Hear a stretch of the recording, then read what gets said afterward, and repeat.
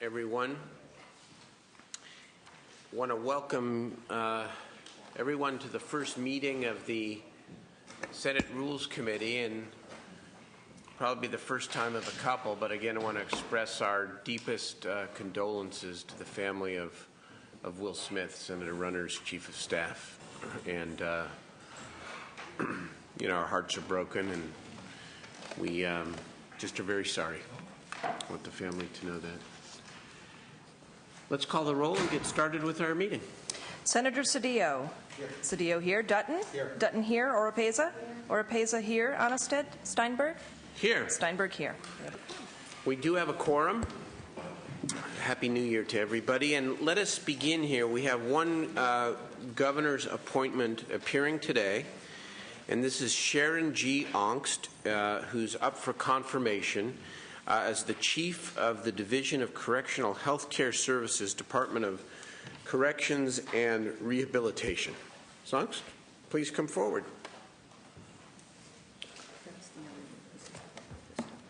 Okay. We want to welcome you to the Senate Rules Committee and hope to have a good, thorough discussion with you today about the Department of Corrections and specifically health care services. I want to give you the opportunity first and foremost to introduce any member of your family or any special guest that's here today, and then ask you if you'd make a brief opening statement. Sure, thank you. My husband Steve is here. The second row. Welcome. Thank you very much, Mr. Chair and Senators. I'm very pleased to be here today. This is a great chance for me to share some of the progress we've made in a number of different areas related to healthcare and CDCR. In short, I think that there's a number of issues that are at the tops of everybody's minds, including budgets as well as our lawsuits. And in short, I do think that we've made some good progress in these areas, and particularly in our various lawsuits around Perez, Coleman, and Plata. CDCR recruited me to this position because of my extensive experience in settling a large mental health lawsuit in Ohio. It was a federal case that I participated in negotiating the consent decree and resolving within 5 years. I also worked in Ohio with a number of monitors that were also are involved in the Coleman case in Ohio or in California. So I have a very good credibility with those folks and have demonstrated to them and others that I can get things done. I also think that, my experience in community mental health has also been important because these inmates are leaving prison, and it's really important that these folks are getting the kind of care they need in the community, and that's one of our major goals, is to improve that.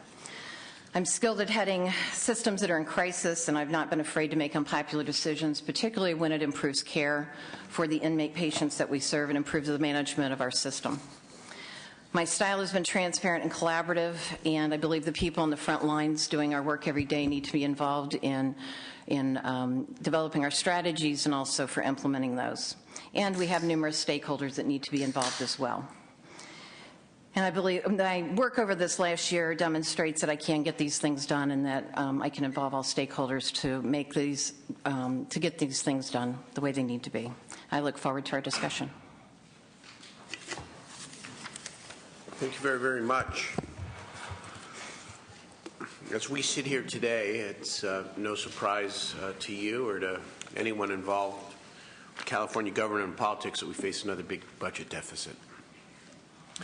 And when we look at the current year budget deficit, estimated by the legislative analyst to be about $6 billion, the analyst tells us that at least several $100 million of the shortfall is due to not realizing the expected savings in prison health care when we passed a budget in July. And I'd like to get your sense of what it would take, aside from obviously the political decision making, but what it would take to settle these existing lawsuits, and how quickly you would expect to see significant savings to our state budget as a result of such settlements? Well, I think the first one that we will be out of would be Perez. I'm sorry. Perez. The dental This is our dental case, yes. When I came here, there was a bit of an adversarial tone to the relationship with the plaintiffs' attorneys as well as the court representatives. And what we really focused on was really trying to develop a collaborative process so that we could work through those issues with them that they had concerns about. The dental case is fairly simple compared to Coleman and Plata. And so that was really where a lot of my focus was. What we've been able to do is to work with the plaintiffs' attorneys as well as the court representatives in a number of ways that I think will lead to not only settlement of the suit, but also savings. One is that, excuse me, we were able to, we had a number of inmates who had to go out of state for COSA, for instance. We were able to come to an agreement with the plaintiffs' attorneys that those inmates could go out of state with the dental needs they had and would not be considered members of the class. And that's a pretty significant kind of achievement, given that most plaintiffs' attorneys don't trust us very far in terms of doing what we say we would do. But that does not save money. However, it does alleviate a lot of the problems that we were having in our prisons trying to get these inmates out. But moving toward our settlement, those are the kinds of things that we're able to do to start to gain trust with them. And as a result, we're in a position now, for instance, on our treatment space in our dental clinics, where there was $1.2 billion that was designated for dental clinics. That is going to be reduced substantially because the court representatives are very willing to work with us to do just basic modifications and improvements in our prisons so that we're not building new buildings and building Cadillacs of dental clinics in order to get the job done. So that's going to be a significant savings in that essentially that can be used for other purposes. I think that the fact that I believe we'll be out in about 3 years of Perez, mainly because we have had no filings against us since I've arrived, which means that the plaintiffs have not filed anything against us saying we're not doing what we're supposed to do.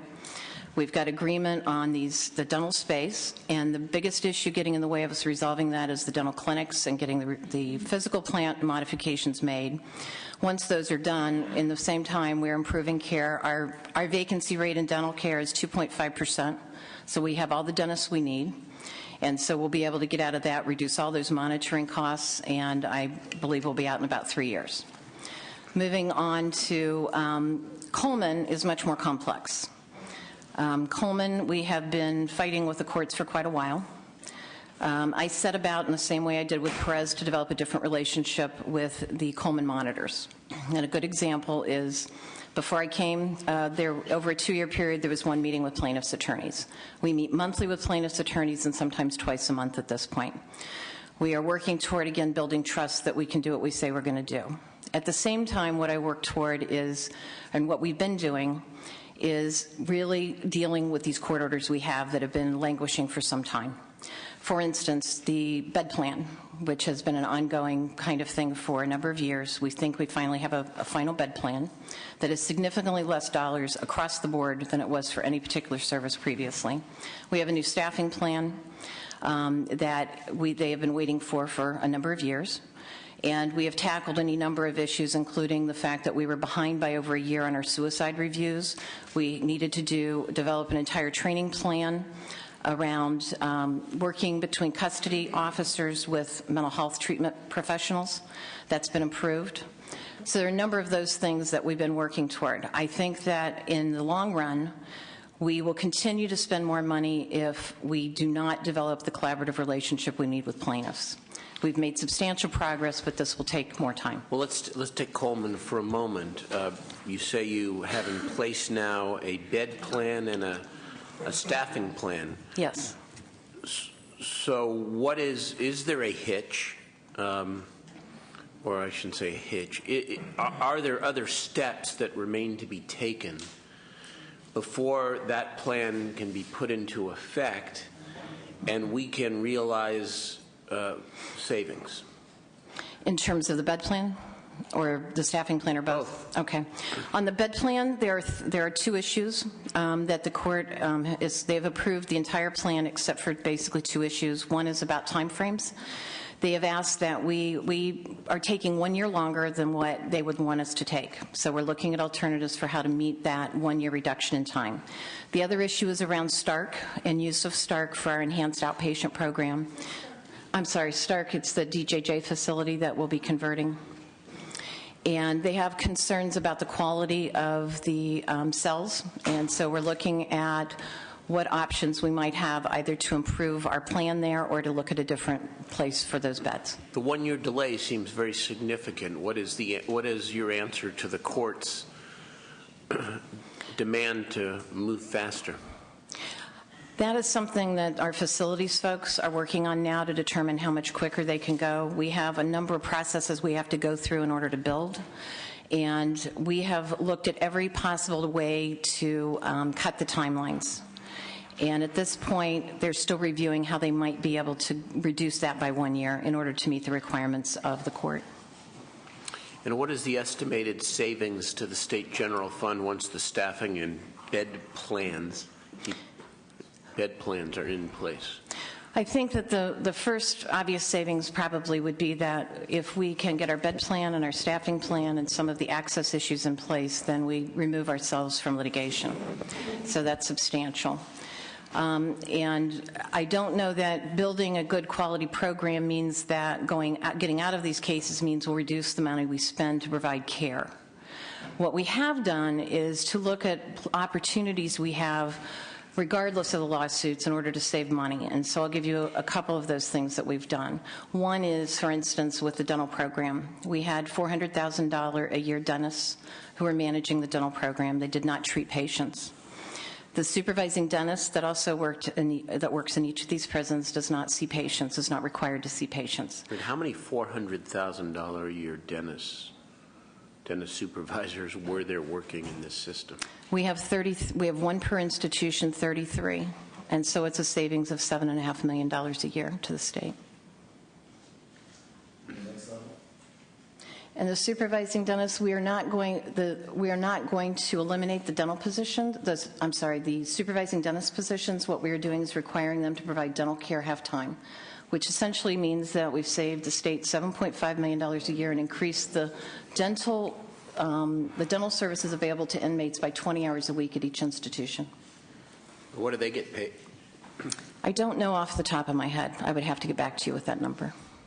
And I mean, the numbers are outrageous. I mean, $400,000. I suppose the excuse or the answer is that recruitment and retention in remote facilities. How do you?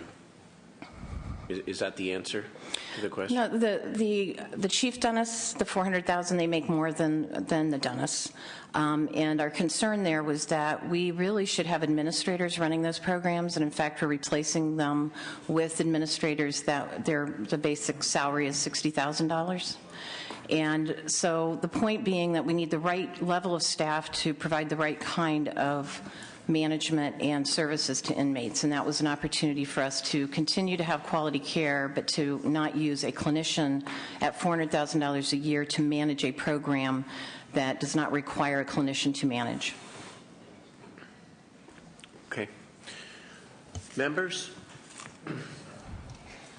Senator Dutton. Yeah, I actually have some questions for Senator Anistad, who can't be with us today, and means we were talking about dental. It's kind of falling right in with that. And you and I discussed this a little bit more, but they would like to have something on the record regarding your thoughts about that. One of his first question was regarding the positions that you've cut with regards to the chief dentist. Was that strictly for fiscal reasons, or is there other reasons other than fiscal? It was both. I mean, really what I try to look for is where we can improve either clinical care management and also reduce cost. And in this case, really what drove that was that we really wanted better management of those dental programs, and the court representatives and the plaintiffs agreed. And that's why they've not opposed this in any way. So if you're able to do better management, increase your clinical care by 20 hours a week at each institution and save $7.5 million a year, from my perspective, that, and in agreement with plaintiffs' attorneys as well as the court representatives, those then meet all the requirements that we have in terms of improving care, reducing or improving management, and also reducing cost. And did I hear correct? Did you actually had conversations then with your online dentist staff and everybody about this, or? No, I did not. When it comes to personnel matters, I don't think that's an appropriate thing for us to discuss with people. Okay, so who's responsible for those slots now? I'm sorry? How'd you restructure it? Who's responsible now? The person that will be responsible is an HPM 3. It's a Health Program Manager 3. And these would be managers that will oversee the dental program, and the supervising dentist will serve as clinical director and oversee the clinical program, and they work together. The administrator's job duties are not around clinical care. They would be monitoring the budget. They would be supervising staff, making sure people, scheduling, making sure people get there. They also look at the QI indicators and making sure performance is meeting expectations. So those are purely administrative functions, and they would do that in conjunction with the supervising dentist who has the clinical expertise and will be providing clinical direction to the dentist. Yeah, I think some of this might be the concern that because of your professional background, there's obviously some criticism that people have heard that your background in mental health somehow might make you kind of ignore the dental side, and I think that's where some of these questions are coming from. Some of the concerns that Senator Anistad had was that there's roughly 975 total dental staff, and that's to provide care for about 170,000 inmates. On the other hand, you've got over 8,000 people medical, and that including many of the managers, and you also have, and that's for the same, providing health care for the 170,000 inmates. You get 8,000 medical people. And then you also have 3,000 in staff in the mental health unit to care for 30,000 inmates. One would say there seems to be out of whack there. So maybe you could share with us what's the why what appears to be maybe a little bit heavier on one side than the other. Yeah, I think the most important part of that is that dental care is such that if you have a dental problem, you go to the dentist, you solve it, and you go back to your life. In mental health and in chronic medical conditions, and mental health in general, except for, 85% of our mental health folks are in what we call the triple CMS, which is really outpatient, that's in GP, in general population, and they're seen every 3 months. Very inexpensive. This is being seen once every 3 months, involved in a few groups, getting their medications, that sort of thing.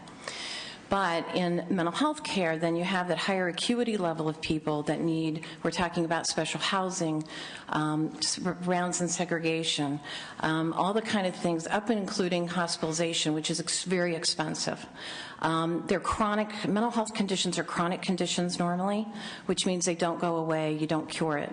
With dental problems, and frankly, I have a number of them myself, so I spend more time with the dentist than most people, but it isn't something that interferes with my life in the way that mental health does. And many of the chronic medical problems that our inmates have are in the same boat. They end up either having to be in a specialized living unit or they require substantial kind of support in order to function in prison. Okay.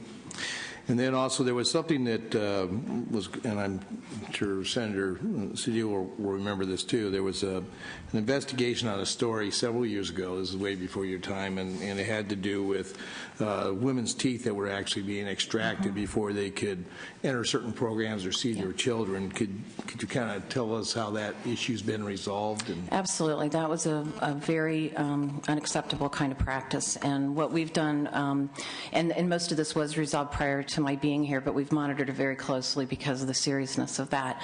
And that program is 98% full. Every woman who is eligible for that program and is going to go is seen immediately for any needs they have, and if we cannot see them for some reason, they're sent out to community care. Okay. So that's been resolved. All yes. Right. Well, that ends Senator Anistad. However, I now have a couple of my own. Yes, sir. Mine are actually probably more fiscal than anything else, and you and I have had some talking about the SAM, or the Staffing Analysis Model, and the concern I had, this is one of those positions that, and it's not a fault of yours, but you're certainly more than qualified, but I definitely have a concern, and I think some of my colleagues do too, about the revolving door policy that seems to be in place. This position here, for an example, I think we've had no less than about 4 people involved here, and most recently the last person, we actually allocated $750,000 or so to develop a staffing plan that, according to information I shared with you, letters that we had from plaintiffs' attorneys and the court, we seem to indicate that they didn't have a real problem with it. You show up and all of a sudden we're going to throw that plan out, and all of a sudden we're developing a new plan. And so I've got some real concerns about that, because the problem I have right now, if this plan was faulty, as you seem to indicate that it was not workable, if that was the case, now we've given a more elaborate plan, or a plan that will cost more money. Of course, the plaintiffs and everybody going to like that one anyway, but I'm just concerned because it doesn't seem like I'm ever fixing this darn problem. And I'm getting frustrated to the point that how do we create some accountability? Because, frankly, I'm getting tired of being blamed for things that, frankly, aren't in my control. But, how do I hold you accountable? How do I hold somebody accountable? 1 or 2 years go by, and all of a sudden someone new comes in and says, well, nope, that won't work. We got to go back and do this other. And we never get these things fixed. And in the meantime, we've got a lot of people suffering. So Absolutely. You don't have to explain. You and I need to follow up on this because you were going to check some things, because you weren't, what your knowledge was a little different than what I was perceived. And I don't know if you found out anything. I've since gotten some more information on that. Great. Well, maybe you can share that with me. Yeah. Sure. The letters you had talked with me earlier about were essentially the same letters, and I think that's where some of my confusion was. But the SAM was a bit complicated. That whole situation was. I'm so sorry. It's the staffing analysis model. Okay. And can we get the context here? Because you're talking about letters and this and that, just for the rest of us. Yeah. Okay. I think I understand it, but I want to make sure that everybody else does. Okay. I had a letter from the special masters that I was referring to, Matthew Lopez. It was dated July 12th, 2008. And then also I was referring to a letter from Plaintiffs' Counsel dated June 26, 2009. Okay. And again, the plaintiffs' counsel suggested a particular staffing plan. It's about mental health, and I can give you. They basically were looking at a plan that was developed by Business Advantage Consulting, and they just, I have quotes here taken out of the letter out of context. So it'd be better if I would give you. I probably would want to give you the actual copy of the letter. No, that's okay. I'm not trying to interfere. I just want a statement, just sort of a clarity about the context of the problem. Just that you're unhappy. It's okay. Well, here's what my concern is. The letter from the special master had said, I'd like to state that the Business Advantage Consulting and Phase 2 Consulting produced a thorough and detailed analysis of the mental health staffing needs. However, it's important to keep in mind that of necessity, a meaningful workload study must be a work in progress. The Excel-based spreadsheet and that comprises the staffing matrix produced by the workload study appears to be completely functional and adaptable to any changes within the mental health services MHSDS. And so that was in response to the workload study. And then the final one we pulled out was the completion of these measures will go a long way to ensure that the staffing recommendations generated by the workload study are based on data that has been both objectively determined and validated. Then the letter, and that was from the special master, Matthew Lopez, dated July 12, 2008. And then in a letter from the Plaintiffs' Counsel, dated June 26, 2009, Plaintiffs' Counsel recommends that the staffing plan developed by defendants with the assistance of the special master, utilizing the workload model created by Business Advantage Consulting in June of 2007. Plaintiffs' Counsel concurs with the special master prior to assessment of July 12, 2008. Accordingly, the majority of the concerns raised by the special master and plaintiffs' counsel below with regards to the workload can be easily fixed. And then while plaintiffs, defendants, and the special master may have legitimate disputes about the proper assumptions, drivers, and that serve as inputs to the workload model, these disagreements should not serve as an excuse to disregard the workload model and return to the drawing board.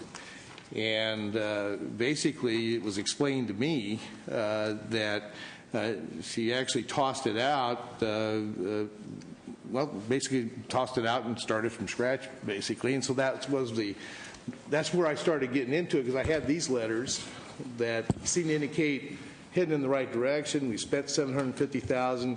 We get a new director comes in. All of a sudden, this gets thrown out, and it's like we're starting from scratch. That's very helpful in terms of just understanding the concern. And now, Absolutely. why don't you answer, Yes, ma'am. please? Okay, so I think there's a couple issues here, quite a few, but let me start with trying to break this down into a couple places. This was done prior to my arrival. There were 4 full-time staff working on this, and it would take 2 full-time staff to maintain it once it was done. At the time that it was brought to my attention that, and of course we had a court order saying, what are we doing with the staffing plan? So I said, what are we doing? Well, we have the staffing analysis model, but we have not resolved the issues the special master has raised. Therefore, we need to get those resolved. At that time, I had a staffing plan due within about a 4-month time frame. I was told it would take over 4 months in order for them to correct the problems with the staffing analysis model. As we reviewed what the specific problems were, I think it's important to consider that at the time that the special master wrote that letter, the things that he did list that were, and he said they may have said that these were easy to overcome, and they were not. And I can kind of walk through some of those. Some of the things that were contained in this that they had identified was the productive minute values were unreliable and not based on objective measures. We have indirect time that was not calculated. We have the program guide revisions and the court-ordered plans. And I need to point out that at the time they developed the staffing analysis model, that they did not include, we've had significant changes in the program guide for 2009, which are not a part of the staffing analysis model, which means substantial work in going back and picking up all of those and including it in the SAM.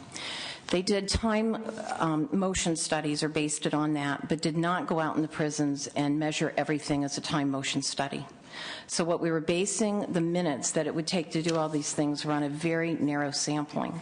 And one of the concerns the special master raised was that we needed to go back out and validate all that, which is substantial expense, time, and energy to do. Nor, I believe, in a mental health program that you can easily do a time and motion study around what it takes to treat someone. For instance, treating someone with depression versus somebody with schizophrenia, and someone at a very high acuity level versus a low acuity level is not a time motion study. There's considerable kind of clinical issues that are involved in that I think are better done through a staffing ratio. For me, it was important because I was told this could not be done in the time frame it needed to be. I could not understand it. I was told the Department of Finance, and by the Department of Finance, they could not replicate the numbers that we came up with.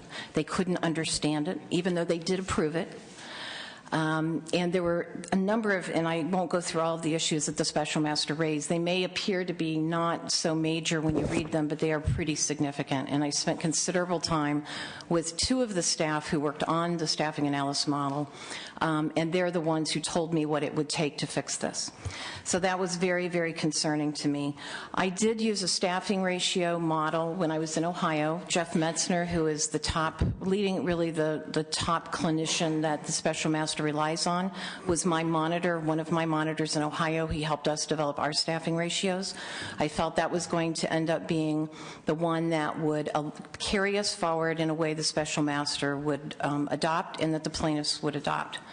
At this point, the staffing plan has been, everyone is on board with it.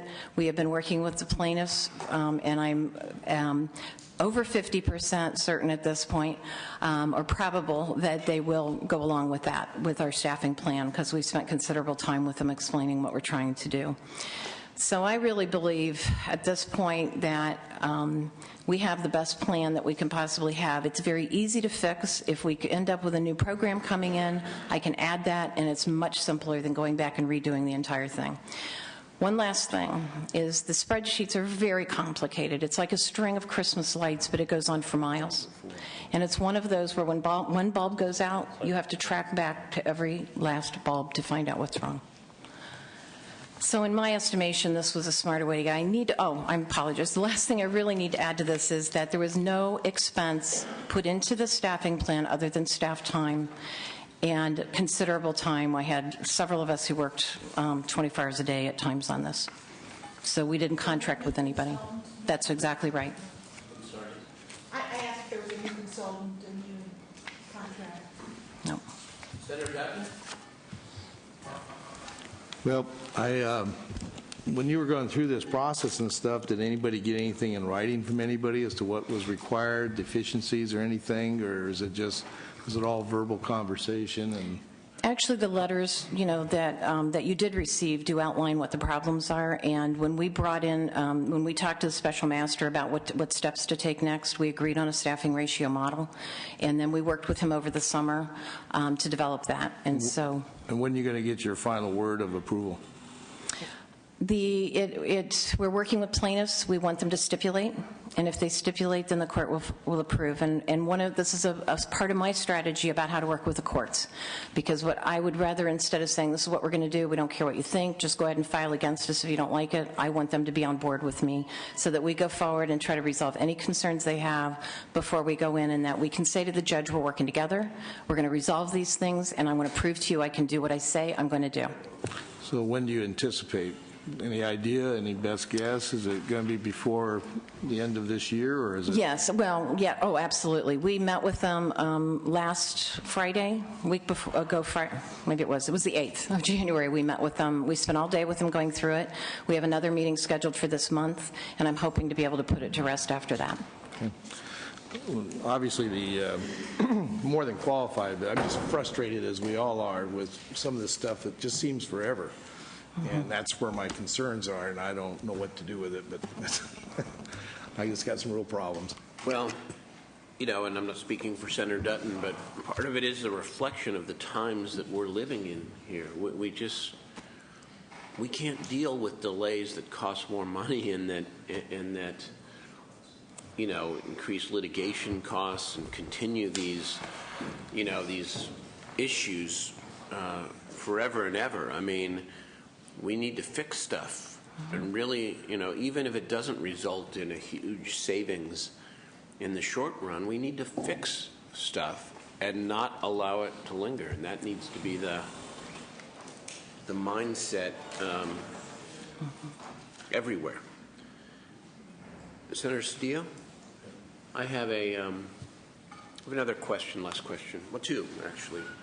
Number one, as I understand your position, you are not responsible for the overall health care system. That's the receiver, which is a whole nother issue. But assuming that and those matters settle, and that the control of the health care services are returned to the department itself, I would assume that you would be in charge, correct? I would assume in my current position I would, yes.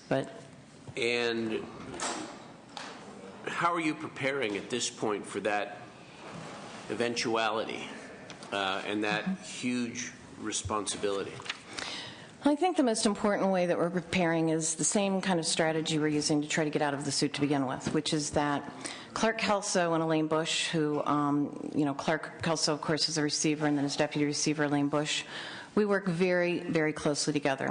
We have merged our executive teams, and we're beginning to merge a number of the kinds of functions that we do together, with the idea that not only I, but our staff, by the time that this remerging occurs and the receivership goes away, when we flip the switch, no one will see any difference, because we will have slowly integrated this back together. So the steps we've taken, there are a number of them. One, of course, as I said, was merging our executive teams so that we're all addressing the same issues together. The second is that there are a number of areas where we have been merging our functions together. A couple is around construction, which I take no credit for whatsoever. Our Secretary Kate has worked so closely with Clark Kelso on really trying to develop this different kind of relationship that Clark Kelso had enough confidence to allow the construction to come back to CDCR as a result. Next, we have a medical classification unit within our division, and the receiver is developing a classification system, and this is about moving inmates into various beds that they need to be in based on their different conditions. The medical component of that will be under our division, under the group that now is doing the mental health bed placements. The third is around human resources. We're looking at merging our human resource functions together, which will mean that we are doing more joint recruiting, and this will be, in my view, and just one obvious example of this is as a result of being able to do that, I'm eliminating a headquarters administrative position that was a CEA3. So this is an opportunity where we can merge some of these things. We can save dollars on the administrative side in headquarters and in other areas. All right, thank you. Why don't we, Senator Rapace, did you have any questions off the top? My questions really were included together. Okay, very good. Let's take testimony, and then that may result in some more questions here. Let's hear from the witnesses in support of the nominee.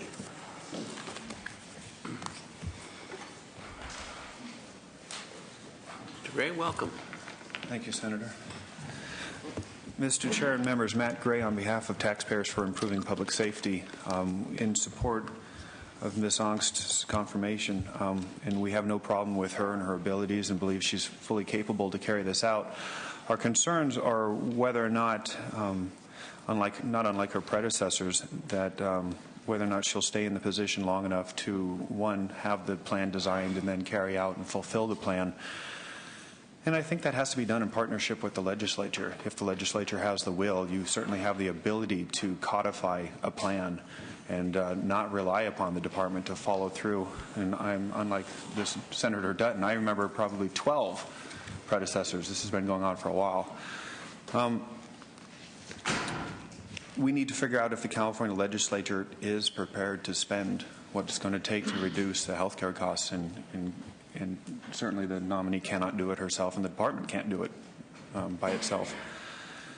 And if we want to, I have 2 minutes. Senator, 2 minutes? 2 minutes? I'll keep it brief. 2.5?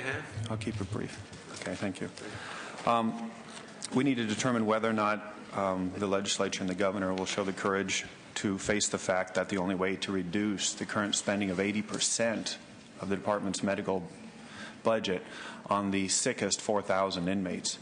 And we can do that by moving them over to either county health care facilities or private health care facilities, convalescent facilities at a far less cost, much at a cost less than what we're currently spending to provide inadequate health care in the prison facilities. There are different ways to go about doing this. I'm not sure if the current plan addresses this or not, but it is something that should be addressed. Taxpayers for Improving Public Safety did distribute a letter with a number of questions that we think should be answered, and hopefully that this body will request within 30 days answers to those questions that not only our members are concerned about, but also other taxpayers at large. And this is something that we should, of course, be pursuing with all due diligence. There's much to be said on this, but I'm simply going to say that I'm going to leave it at that. I think you understand the situation. We get the point. Thank you. Okay. But it does lead to another question from Ms. Angst, which is the governor in his State of the State address last week talked about and made a proposal to limit the amount of prison health care spending to the same ratio as inmate ratio as New York, to lower the spending to that level. What's your opinion on that? Is that really doable? Well, I think the receiver and us have agreed and talked with the Department of Finance's group. That's an audit group that's, I can't remember the name of it, but it's not a group that assists various departments with analyzing these various issues. So based on what the governor has requested, we have been working with them, well, and I believe by the end of April they have said, or the beginning of April, they've said they will be able to get back, complete a complete review on mental health, medical, and dental care, and looking at how we benchmark with other states and where there's possibilities for us to look at other ways to go about providing care and get savings. So I think that we've begun to tackle that entire issue. And but bottom line, do you think in order to resolve this constitutional issue, which is what it is, that we have to spend more money? Or can we spend less money by doing things differently, as Mr. Gray suggests? I think we have to look at a lot of different options. It's not, I don't know that it's as simple as we will spend more or less. I think we've got to be smart about how we spend. And this is the purpose of this sort of a review, so that we can really look at each thing in detail as to whether or not there's potential savings. And there are a number of ways. I mean, I'll give you a very good example of where you can improve care and save money. I worked for a company, Comprehensive Neuroscience. I worked with state Medicaid agencies around the country, about 6 different states. Slow down just a little bit. I'm so sorry. I do talk fast. I'm very sensitive to her vibe. I'm sure.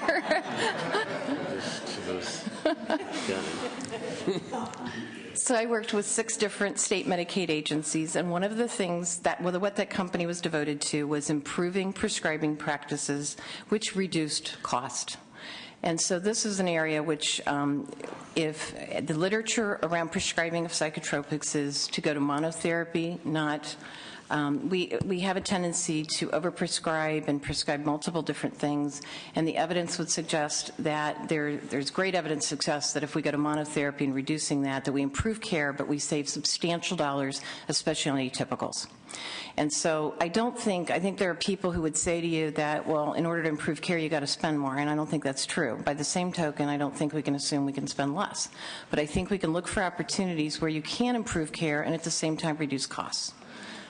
Last question for me. What about, even though you're obviously dealing with people who are already in the institutions, but what about the notion of prevention? I know you have a very fine gentleman on your staff, Mr. Carruthers, because he worked with me on mental health issues in my first couple of years in the Senate.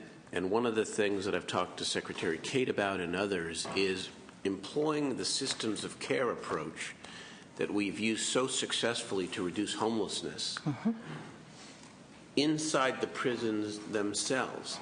How aggressive are you pursuing those sorts of systems? Because it feels to me that, a lot of the strategy, when you talk about beds, that's a sign and signal right there. Mental health beds. Wonder how many of those people in beds could actually be mainstreamed within the prison population with the right kind of mental health treatment that not only drugs them up, and sometimes medication is important and appropriate, but also provides that range of psychosocial counseling that helps people actually get better as opposed to just keep them calm. Right. Well, let me first comment about your notion of prevention. And I've spent more of my career in community mental health than I have in prisons. Probably says I'm very old, but nonetheless, that when I talked to Kathy Jett about this position, she's the one I talked with originally, and she said to me, she said, Sharon, all of this care that we're going to provide to these inmates in the prisons, to what end are we doing that? And I said, or maybe I said it, but if all we do is patch them up to send them out to fail, we have done nothing. And yes, we have to provide constitutional care, but it has to be for something more than to hold somebody together until they leave. So, interestingly enough, we have been talking with parole in the last couple of months. I've frankly focused in the last 11 months mostly on the serious problems we have around our lawsuits and other things. But for me, the fact that, and the idea that these inmates are going to leave and that we're not doing much to try to get them hooked up to the right services is really tough. In Ohio, we actually had a whole system for doing that, which was called community linkage, where we had staff that were in the Department of Mental Health from the community who went into the prisons and really worked with making these linkages. So we have a couple things. In our staffing plan, we are doubling the amount of time spent on pre-release planning. Certainly doesn't get to the whole other point, which I'll try to address as well. But we do have to do a better job of that, and we're also working with parole about how we might relook at how parole services might be provided that would be really get to the issue of, as opposed to bringing inmates out of prison and going through these stepping down, how do we get them integrated into community mental health right away? There's this notion somehow in mental health that, in a number of different areas about stepping people down. And the more contemporary notion of mental health, this is not about stepping people down. You get them in the environment they need to be in, when they need to be there, and you maintain them. I'm so sorry. And maintain them in that, get them in that environment right away and help them cope with that. When it comes to prisons, I think the problem we have in doing what you're saying is that we become very paternalistic. And what I mean by that is that our inmates are preyed upon. They are victims in many, many cases. And what ends up happening is our staff wants to take care of them. And it's really important for us to help our inmates to start to take control of their own lives. One of the things I introduced when I got here was a program that I worked with in New York State, because I was at the New York State Psychiatric Institute in Columbia, and it's wellness self-management, which is based on illness management and recovery, which is one of the what we call the Holy Six from SAMHSA, an evidence-based practice. And the notion of that is that regardless of where I'm at, and we did this with inmates in New York's prisons, wherever I'm at, I have control over what I do.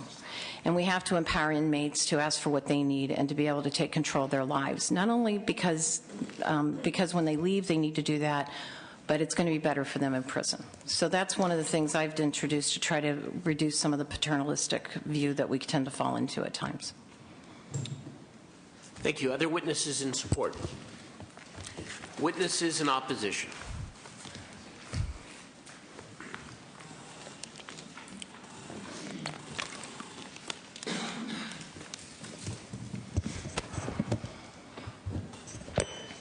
Good afternoon, Mr. President. My name is Carl London. I'm here today representing some of the employees from AFSCME Local 2620, which is bargaining unit number 19 in state service. I want to be clear at the outset and note that you didn't offer a different zone than oppose or support, and we are not in opposition per se, but in a zone of raising at least concerns that our members have, and I'd like to be clear about that. I also have with me today a couple of line employees that work in Department of Juvenile Justice and Corrections and CDCR in the prisons, and would like them to be able to represent a couple of their concerns as well. Our concerns, and I want to be clear about this, are not so much about the person taking the job. Unfortunately, as was noted earlier, she is the latest greatest to have this role, and that is a problem that we've seen. The folks that have come through that position have said a lot of the same things that this appointee has said in terms of wanting to make positive changes, and we're now very skeptical among our membership about the changes that might be able to be accomplished in this system. I want to note just a handful of concerns we have that we don't believe are being necessarily addressed, and we'd like to note them as concerns. We've been very concerned over time about the Department's efforts to recruit and retain some of the positions that our members fill, in particular psychologists, social workers. It's seemed to have very recently gotten better in that regard. I don't know whether I'd attribute that directly to the efforts here or whether there's been finally a more concentrated effort at recruiting. But for a long time, there were large numbers of vacancies in these positions. We had offered the Department very directly the assistance in trying to help find people that would fill those positions through the schools and other programs where kids are coming out of these programs, so student loans and other things, and are very hungry to work. And were never taken up on that offer. We felt that inadequate resources were being placed into those efforts by the Department.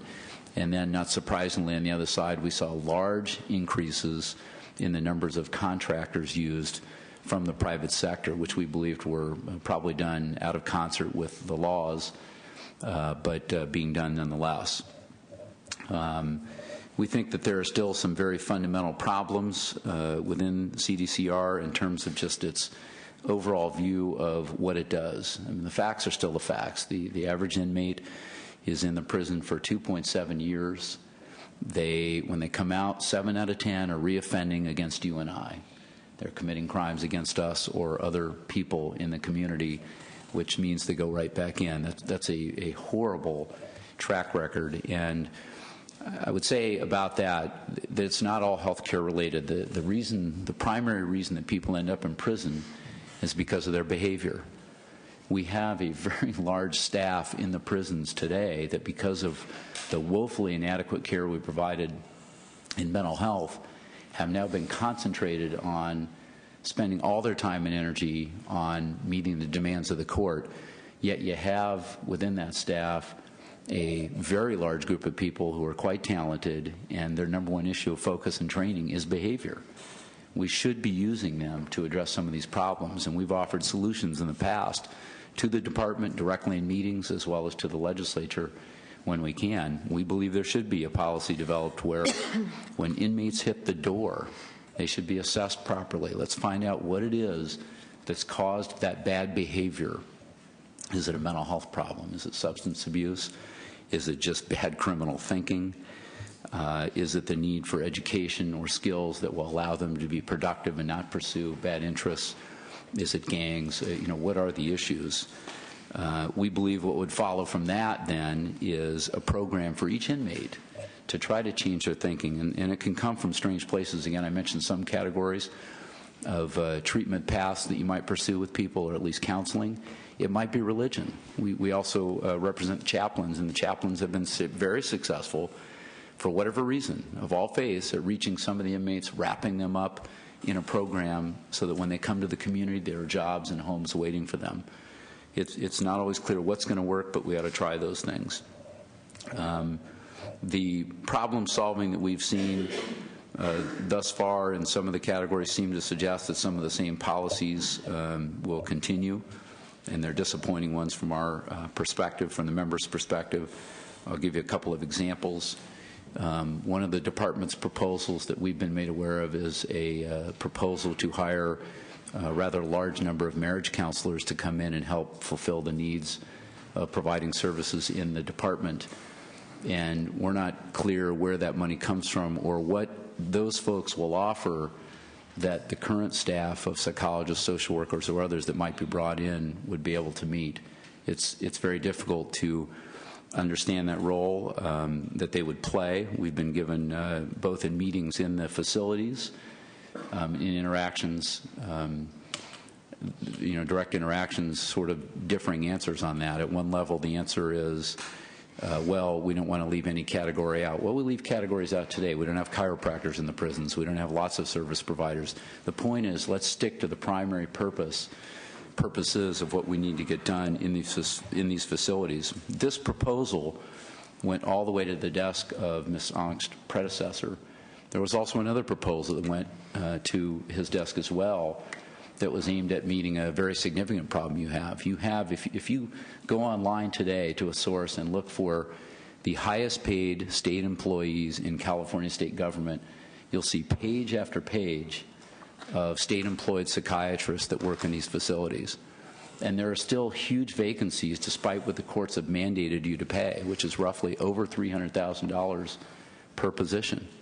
You will never fill those things fully because there are simply not enough students in medical school going in and picking psychiatry as their specialty anymore. We don't know why. They just aren't. So you'll always be in that rut. We've suggested an alternative that did reach predecessor's desk, and that was to take other people, nurse practitioners, psychologists, pharmacists, train them to prescribe. Let's see if it works. You can do a model at the Office of Statewide Health Planning and Development, a pilot project, without legislation. That can be done. But the department hasn't looked at those things, and in fact, they threw that proposal away while keeping the other one. You're talking about Ms. Ongst's predecessor. Do you have, Mr. Linden, specific criticism? You said you didn't come up in opposition. That's fine. Yep. You want to hear your point of view on the whole operation.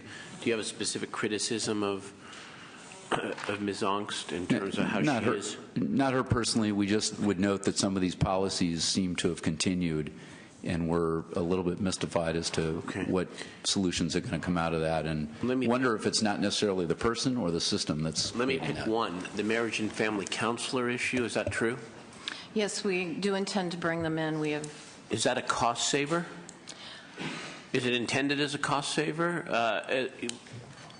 Because Mr. London makes the argument that you would need fewer or higher paid psychiatrists if you allowed psychologists and others to prescribe, and the psychiatrists aren't available. Is that the same theory in trying to recruit marriage and family counselors as opposed to LCSWs or psychologists, that they're cheaper and can provide somewhat comparable service? The purpose of hiring or of pursuing the MFTs is really about the future. It's not about, we have absolutely no intention of replacing the psychologists that we have in our system now. In fact, had we gone forward with the staffing analysis model, we would have had to eliminate 250 of those positions.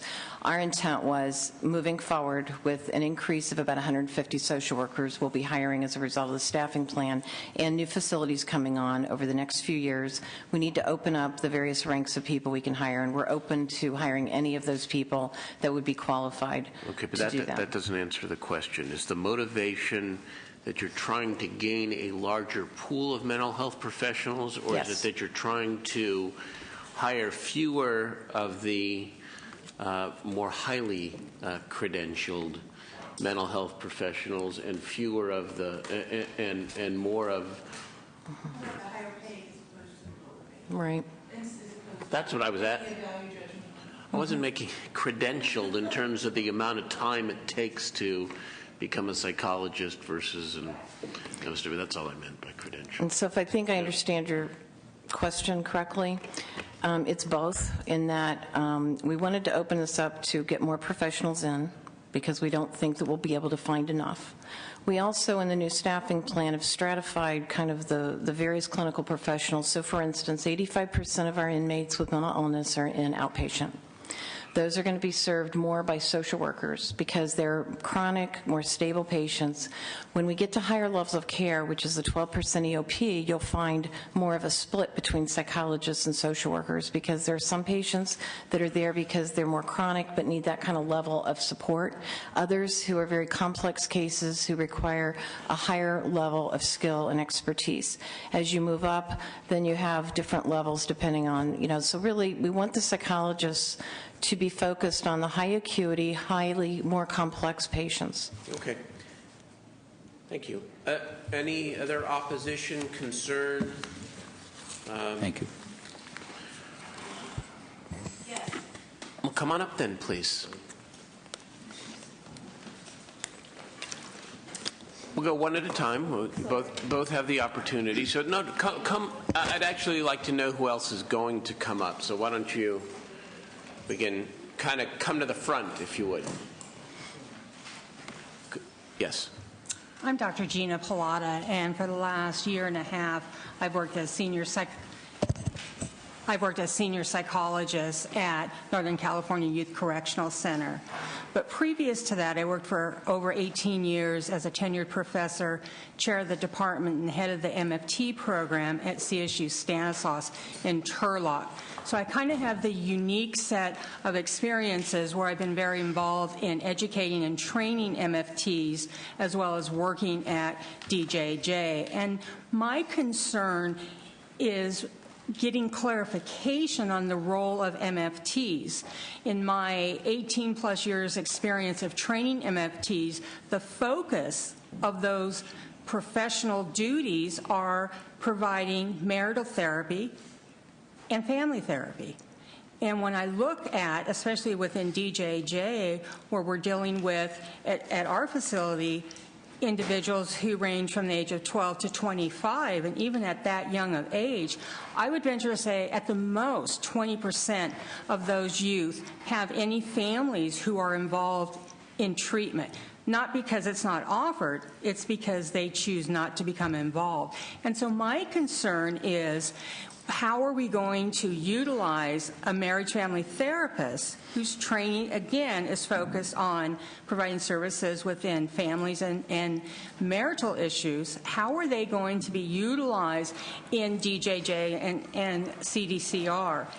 And I understand that there are cost savings that certainly need to be addressed, but the amount of training that we would have to do if those individuals served as primary clinicians, which is what my understanding is that they would be, especially given that they haven't been trained to diagnose complex mental disorders. They have not been trained to conduct very complex psychological assessments, including personality assessments and intelligence assessment, things that were mandated by FARA lawsuits to do. and we're mandated to have those services done by licensed clinical psychologists. I just want clarification of what the role of MFT will be within DJJ. Let Ms. Donst answer that. We know that there are a number of ways that MFTs could be helpful. I think it's safe to say that we're still in the process of working with everyone around exactly what that role will be. And in fact, one of our staff does have a meeting with the bargaining unit at the end of the month to talk about clinical professional practice, and one of the issues that they'll be discussing is MFTs. So I would not want to represent to anyone that we have sorted out all the issues, because we have a long way to go, and it'll be some time. But they can be, I'm sorry. Would you include good professionals like the witness here in your discussions about how to implement that? Absolutely. Policy? We invite everyone to the table. Okay, maybe a special outreach to some of the folks who have taken the time to come forward here today to Absolutely. have that discussion, because your policy will be much better. I couldn't agree more. With the input of the people that are on the line. Okay, thank you. Yeah, sure. I can just, having worked on scope of practice and these kinds of issues before in another policy committee of the Senate, I understand that these are dicey issues, difficult but important in terms of delineating who does what. But I think that there's room. My layperson's view on this is that there's room in the prison system. There's need in the prison system for both kinds of clinicians, or whatever you want to call them. And we would just want that clarification of what those roles would be. I appreciate that. I do. All right. Could I just add my voice? Of course. Name for the record. I'm Dr. Brad Steele. I'm a clinical psychologist. I work at the prison at Corcoran, the original Corcoran. And I appreciate the testimony of Ms. Onks today. It's clear that she has a visionary process and a collaborative process in place. There are just some significant reservations that myself and other staff persons have that work with seriously mentally ill inmates. And like my colleague here, I've been trained as a marriage and family therapist, and I actually taught as well. And in that training, there's no training in working with seriously mentally ill. And that is our court mandate. Our program guidelines, as Ms. Onks stated, are very clear, and the scope that we provide of services to the inmates is focused on serious mental illness. Now, I appreciate the sense of vision that she's bringing in that there are ways that we can expand what we do to help reduce recidivism. And I think there could be an appropriate role for marriage and family therapists in that kind of process. However, when you focus on just the nuts and bolts of what we do, we have very seriously ill inmates. And I work at a tough joint, so to speak. And the degree of severity of mental illness there is very highly concentrated, and the naivete of clinicians when they come in is pretty high. And it takes a while to help bring clinicians up to speed, even with the kind of training that my colleague and I come with. So it's a tough population, and it's not an easy. It's not a place where I think there's going to be a lot of cost savings using marriage and family therapists, but we welcome the opportunity to embrace them as mental health professionals in offering a wider scope of services to help reduce the recidivism of the inmates that we serve. Thank you very much for coming to testify. We appreciate it. Any other witnesses? Yes, ma'am. My name is Dr. Linda Martinez. Dr. Martinez, please have a seat, and if you don't mind speaking into the mic. Hold on one second. Ina, are you doing okay? Okay. Very good. Yes, my name is Dr. Linda Martinez. I would like to tell you all that I'm very nervous right now. Don't be. This is your legislature here. Pardon me? Okay. Yes.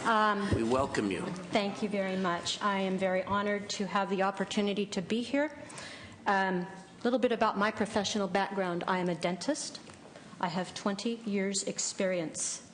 I have worked in multiple correctional settings, most recently since 2000 for the California Department of Corrections and Rehabilitation.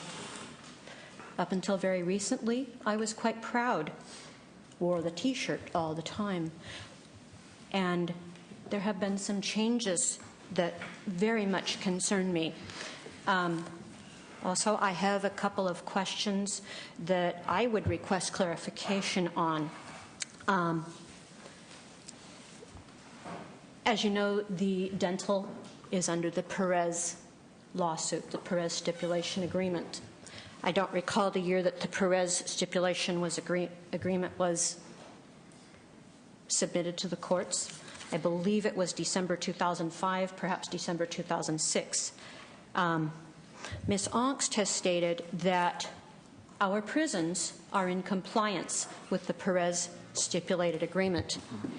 I do not believe that this is correct because, according to the Perez, we were to have completed audits on 14 institutions prior. Let me back up a little bit. The Perez is implemented in different phases. We have phase 1, phase 2, and phase 3. Phase 1 audits were to be completed by December 2008. There are 14 institutions. No audits have been completed. We did an internal readiness assessment, but that is not a true court audit. Phase 2 was to be completed by December 2009. That has not happened. And so my question, I guess, is, other than working in close collaboration, what black and white evidence do we have? My second concern, I am a licensed dentist.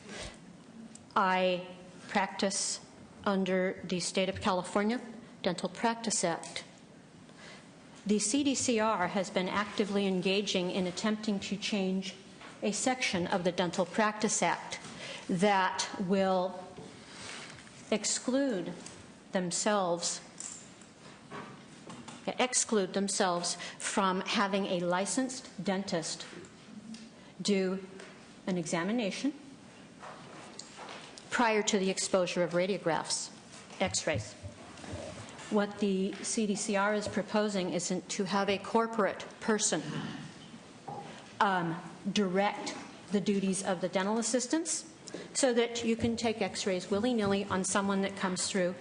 And in this particular situation, it is the San Quentin, part of the San Quentin Reception Center process. They have been told on 2 occasions that this is not appropriate. But yet, the language, it is a legislative concept to change the language in the Dental Practice Act to meet the needs of CDCR, which, when you think of it, even though we do, our patients are inmates,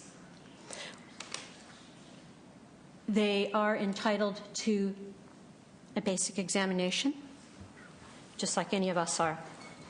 The corporate person, the administrator is not conducting the examination. No, but they will be having, by changing, and it's section 1684.5 of the Dental Practice Act, by virtue of changing just a few words, it will enable anyone, as in the position of the health program manager, anyone to be present while those x-rays are taken.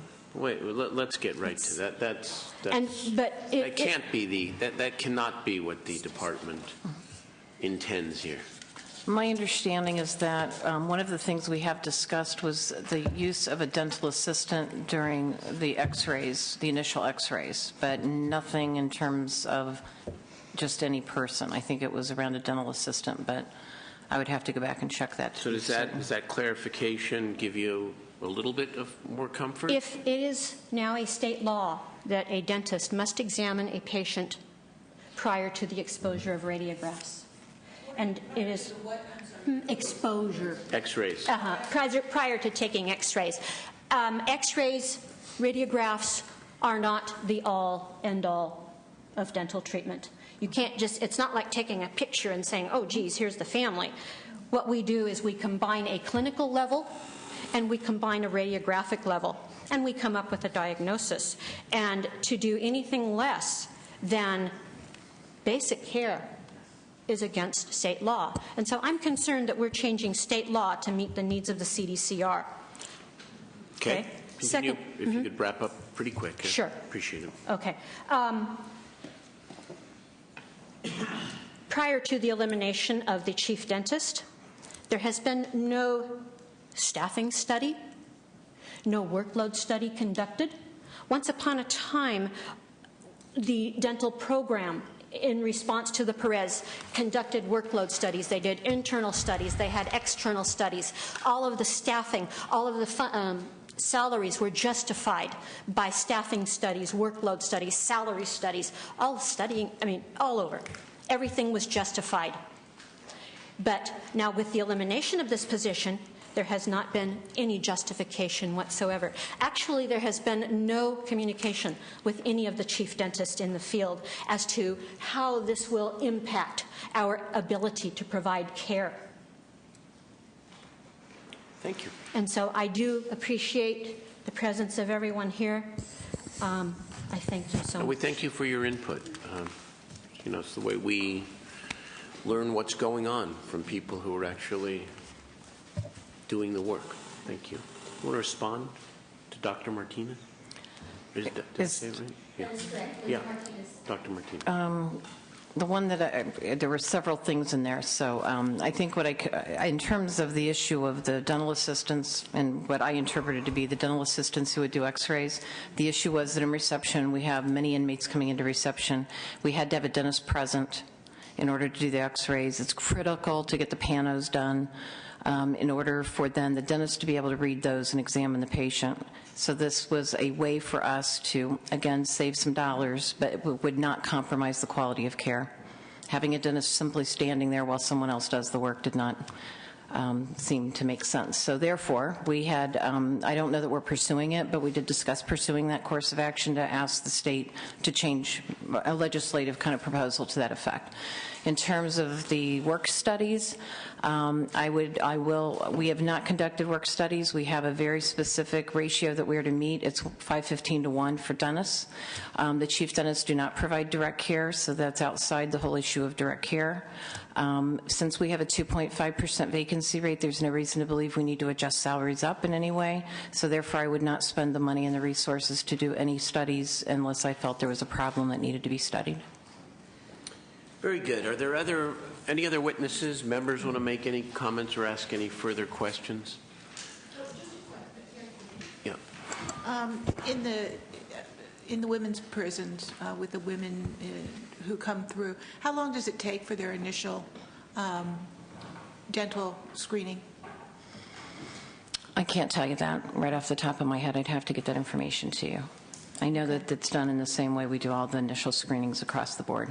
Yeah, but I have found that there are differences between the men and the women and how the program is delivered. So that's why I was curious. Okay. Why don't I check into that and talk with our folks and get back to you about what those differences are? That would be good. Thank you. That'd be great.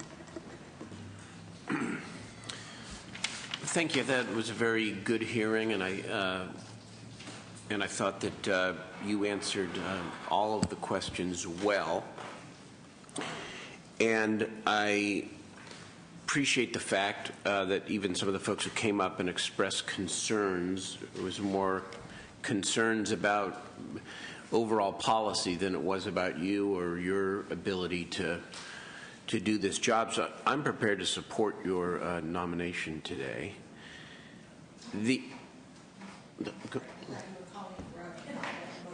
That's fine. You can make the motion. I just want to make my lengthy speech before. That's all. That's all right. The thing that strikes me, though, is that you face in your responsibility a real catch-22, because we expect you to both improve the medical care, and eventually, if you take back the overall health care portfolio, we expect you, and obviously the court and the Constitution expects you to improve the care, but we also expect you to actually reduce the budget and save money. We do, because I want to tell you, this is not, none of this is in isolation. The governor has called for the potential elimination of CalWORKs, in-home supportive services, healthy families, and, you know, I've been very clear, we're not doing that. And so the only way, though, that we avoid an Armageddon, or one way we avoid such a situation, is to, as they say, bend the cost curve when it comes to corrections. And your job's hard, but we really do expect you to accomplish both. And it's not, you know, it's just not good enough that we meet the constitutional test without finding innovative ways to be more efficient and to save money. That's what we expect, because there's too much at stake for people, too many people, not only within the prisons, but a lot of people who will never see the inside of the prison but need help too. So with that, you know, we always say to nominees, especially in important positions like yours, don't let your confirmation hearing be the end of your relationship with the legislature. This should be the beginning of a very serious conversation about how you meet those maybe seemingly contradictory imperatives, but we need to do it together. I'll look forward to that. Okay. There's been there's been a motion. Let's call the roll. Senators Cedillo?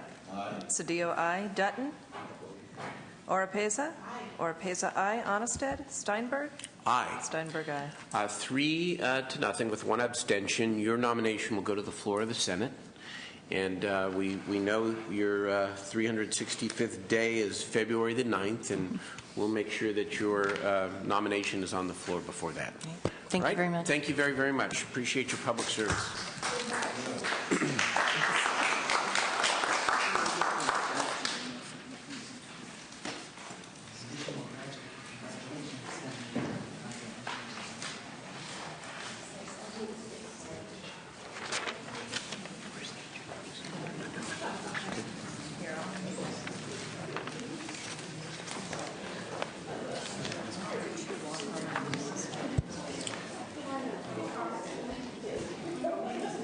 All right, if we can move to file item 2, please. We still have business before us. These are governor's appointees subject to confirmation but not required to appear. Brian R. Baca, John Lane, Benjamin Licari, and Charles Wyatt. Are there any questions from any of the members? Or moved by Senator Cedillo, Senator Dutton. Before we call the roll, you okay? Okay, call the roll, please. Senator Cedillo? Cedillo, aye. Dutton? Dutton, aye. Oropesa? Oropesa, aye. Honested? Steinberg? Aye. Steinberg, aye. Thank you. File item 3, governor's appointee for vote only but not required to appear, James J. Ostrowski, as a member of the State Board of Forestry and Fire Protection. We heard Mr. Ostrowski some months ago, and I want to make a very brief statement. We did put him over some months ago so we could have more information about he and the board would address the serious issue of the effect of forest practices on salmon restoration. And this one is a close call, at least for me, but Mr. Ostrowski assured us that he is supportive of salmon restoration efforts. We have some doubts, but I'm willing to vote for him in the spirit of compromise today. And we expect the board to work as a team to handle forestry and fire suppression issues, period. And there is a public member vacancy on the board now, leaving it unbalanced. And we make this move in, again, the spirit of compromise, but with the full expectation that the governor will appoint a public member who brings a diversity of point of view to this board. So I'd take a motion. Okay. Moved by Senator Dutton. Go ahead. Senator Cedillo? Cedillo, aye. Dutton? Dutton, aye. Oropesa? Oropesa, aye. Honested? Steinberg? Aye. Steinberg, aye. Thank you. I think we can take the rest of these. Are there any questions on items We have a couple deletions. Okay, on file item 5, Senator Simitian is not going to be nominated to serve on the Joint Committee for the Protection of Lake Tahoe. Number 12, file item 12, Senators Harman and Strickland are also removed on the Senate Select Committee on Procurement. There's nothing, no message here, just.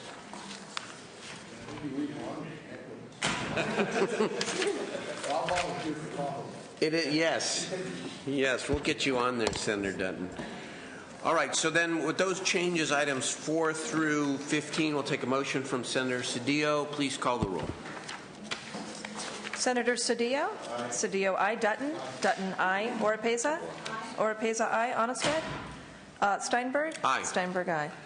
All right, we have 2 so-called walk-ons. One is for Senator Price to present a resolution honoring children uniting nations in honor of National Mentoring Month, and then to allow National Mentoring Month to be reported directly to the floor without reference to committee or the file.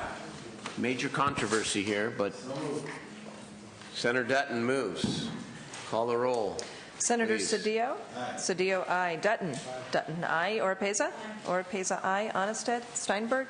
Aye. Steinberg, aye. All right. That measure passes. Now we move into executive session.